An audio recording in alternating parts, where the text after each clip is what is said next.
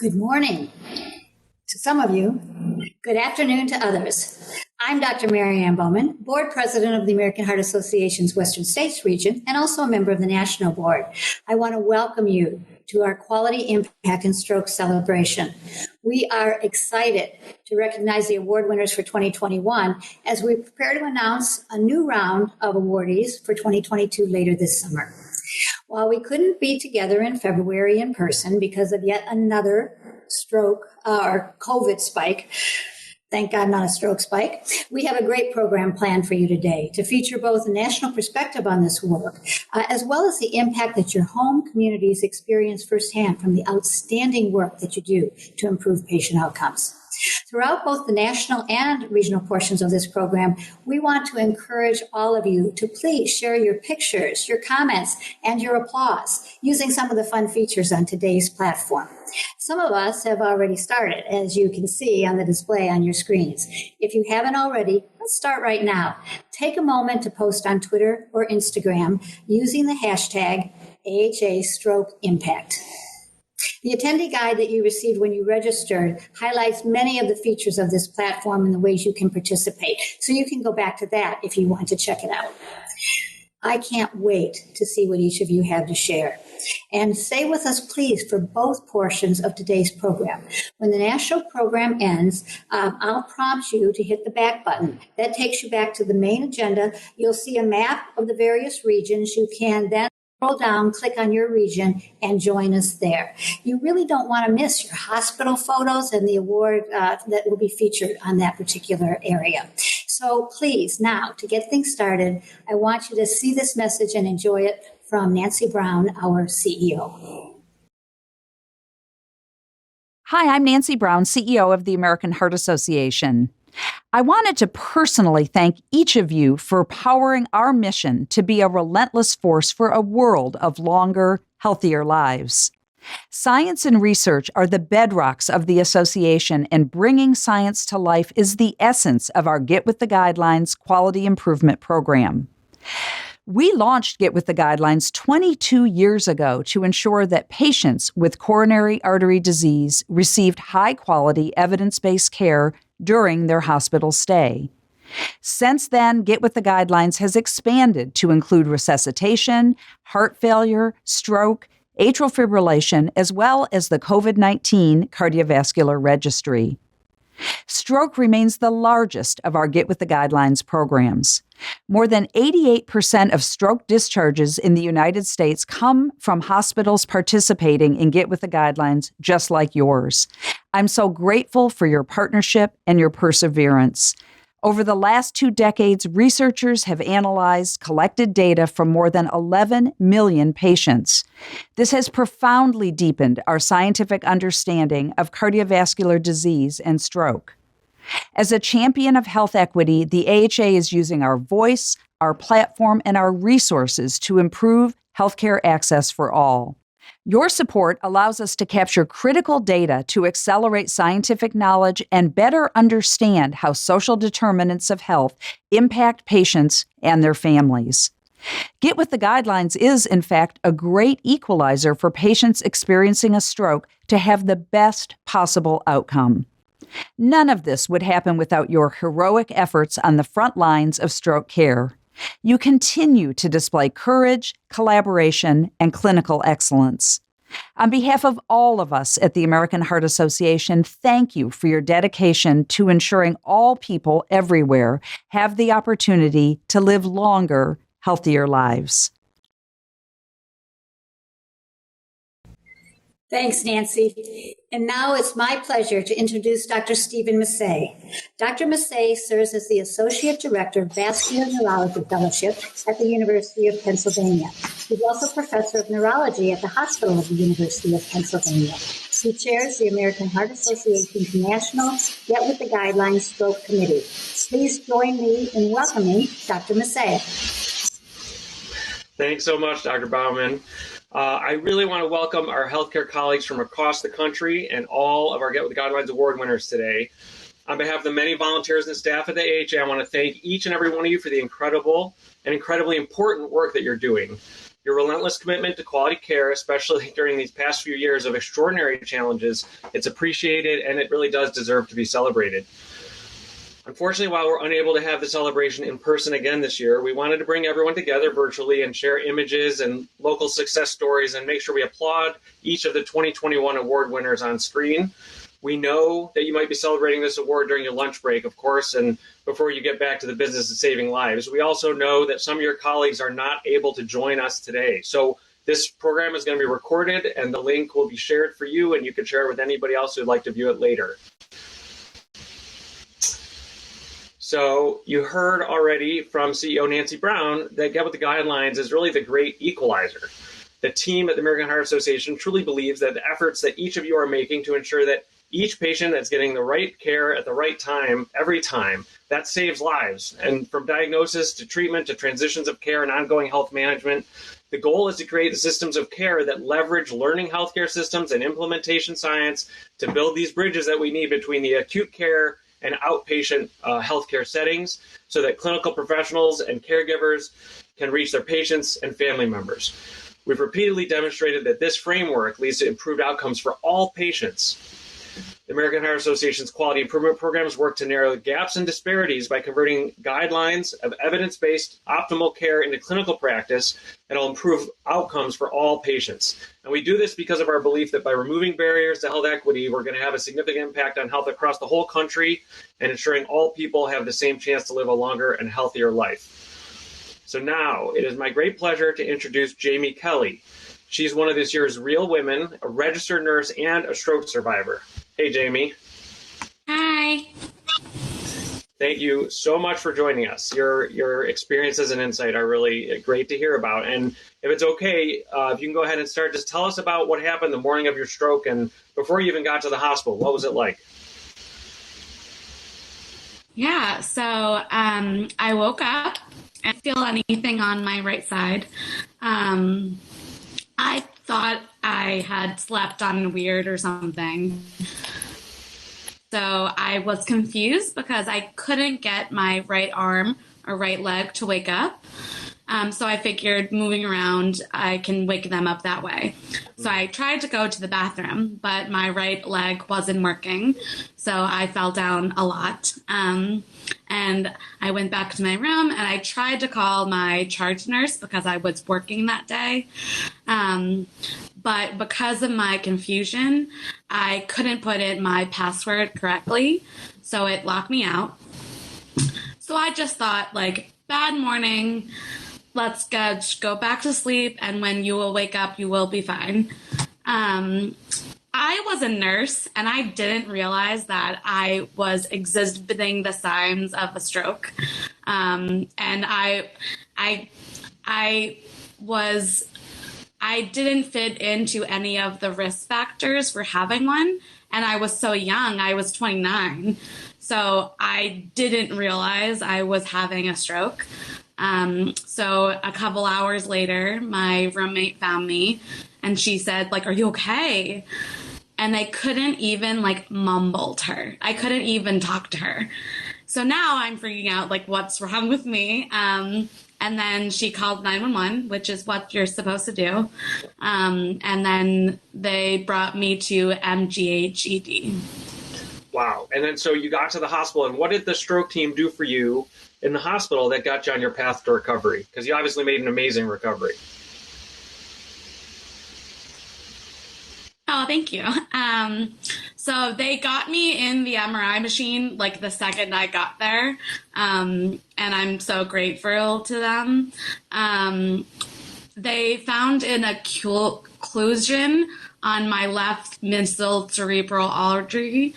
And it was there for hours. And it had affected the entire left side of my brain. So I wasn't a candidate for TPA or surgery. So the clot passed. The only thing they didn't do was tell me. They were talking to my family, but no one tells me in the ED what was wrong with me, and I can't say anything to anyone. So that's the only thing MGH didn't do. The MGH team was perfect. They transferred me to Spalding or the neuro ICU, and they took lots of blood. And I was the first person in my family to test positive for factor V Leiden, a blood clotting disorder.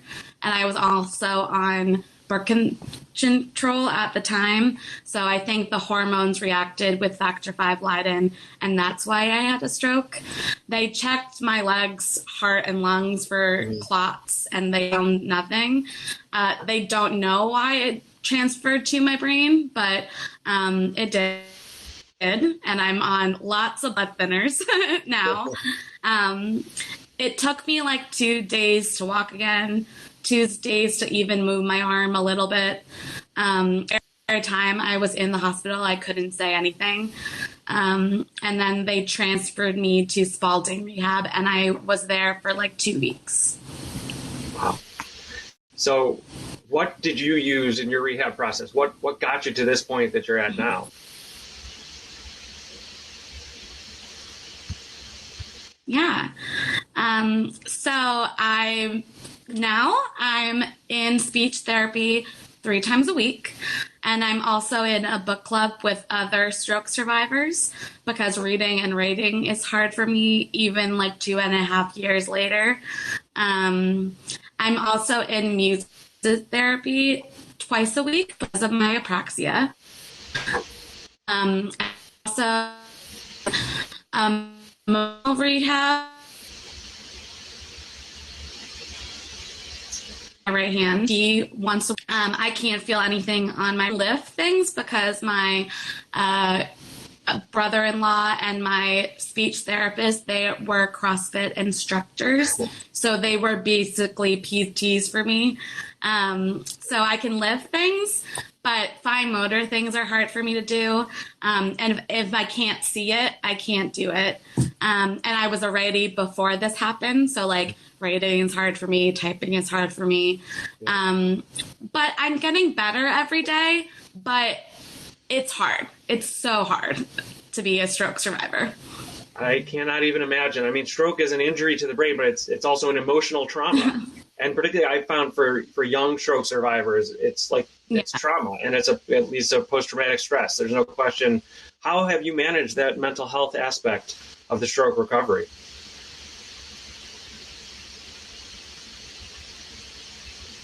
Yeah, I think the hardest thing for me to recover from was my mental and emotional health, because anyone, like you said, everyone that had a stroke suffers some type of PTSD, anxiety, and depression.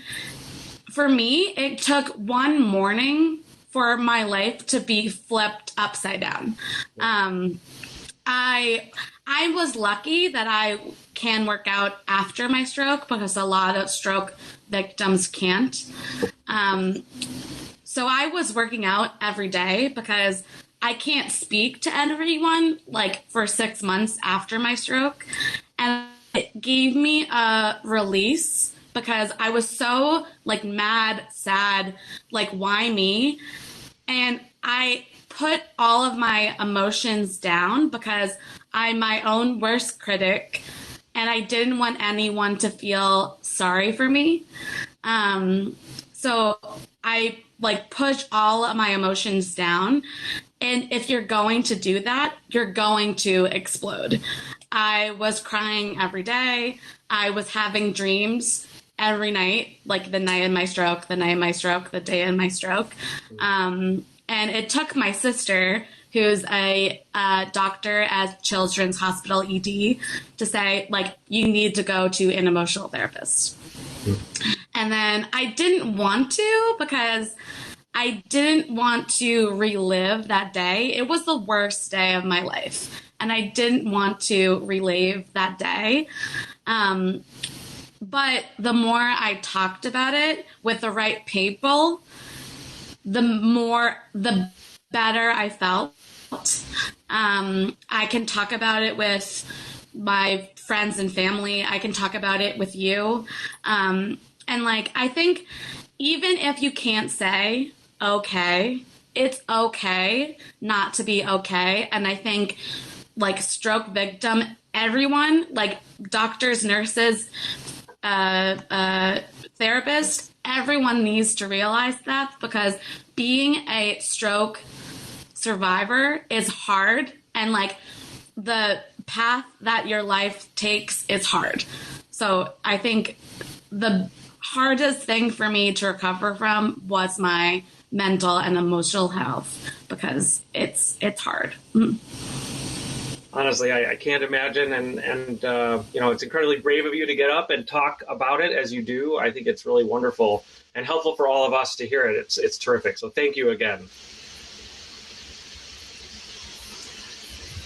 So, you know, thank you so much, and thank you for everything you guys do, because I think like you guys saved me, and I think consistent evidence-based practice is important, and like you keep pursuing the right care at the right time for every patient, because it's like things, everyone, included me, deserve the chance to like have a chance to recover. So thank you for everything you guys do. Awesome. Thank you, Jayme. Well, you know, it's incredibly powerful to hear her experience and you know, tie it into what goes on with Get With the Guidelines to make sure everybody gets the best chance for recovery. So I want to reiterate again how grateful I am that everybody can be here today for the virtual meeting and to be part of the Get With the Guidelines stroke program. So we are representing 2,300 hospitals across the country, all with a mission to optimize stroke care locally in your community. And your hospital's contribution to this program provides the foundation for every hospital's quality improvement program. It also provides data that's needed for researchers around the country to study stroke more broadly and how to best treat stroke. We are still learning, obviously. In 2020, we had, in 2021, in that year, we had more than 24 research publications from Get With the Guidelines Stroke, important publications in high-impact journals that are changing the way stroke is managed in the United States and around the world. So I'm going to talk a little bit more about what's going on now with Get With the Guidelines Stroke. One important change that's been going on is the integration with EMS data. So we're supporting now importing EMS electronic patient care reports directly into Get With the Guidelines Stroke. It reduces the need for double data entry, which obviously we want to avoid. Cuts off significant time then in abstracting the data onto the platform. So this is now live in 3 states. My understanding is going to be added in 3 more states by the end of 2022, and hopefully more broadly beyond that point. In addition to that, we're going to see continued regionalized reporting through changes through the Mission Lifeline stroke reports. And then the biggest upcoming change that everybody should hear about if they haven't already is that Get With the Guidelines Stroke is moving to the IRP platform in 2022. So that should hopefully be happening for everybody in the fall. Enhancements are going to include streamlined data collection. That's, again, critically important. A new reporting platform and site-level customization field. So it'll be much more customizable, hopefully more efficient. That's a primary goal. And we think everybody's really going to approve and appreciate that change. And we want to facilitate increased opportunities for promoting the quality management of your stroke patients and making Get With the Guidelines Stroke the single source that you need for all of the reporting and certification that you need for your hospital, because we know that there is always more. If you have any questions about these changes or you've not heard about them and the transition to the new interface, please reach out to your local AHA QSI manager. So I think that's it for me at this point, and I'm going to welcome back Dr. Bauman. Thank you very much. Dr. Masay. Some sound problems. things that I've been having some. I hope that I'll repeat some of the things I said about our logistics as we go forward so that you have that information. But it is really great to hear about some of the enhancements that are coming this year to support Get With The Guidelines Strokes hospitals. It was also wonderful to hear Jayme's story and to have her share with us today. Now, we are just about ready to make the transition, and we really want you to join us for the transition to the regional breakouts, because we'll have your photo highlights from your hospitals, and we'll take a closer look at the local impact that you all have in the communities where patients every single day. So what you do is hit the back button as we conclude this program. That'll take you back to the main agenda page. And at that main agenda page, you'll see a map so you can see which region your state is in. And then scroll down and click on that region and join into the celebration there. And you'll be able to applaud. You'll be able to do all kinds of fun things as you see your particular hospital being shown. So let's keep this party going. Please join us again. And on behalf of the American Heart Association, we want to just thank you for your resounding commitment to the communities you serve and the patients you treat. Next program. Enjoy.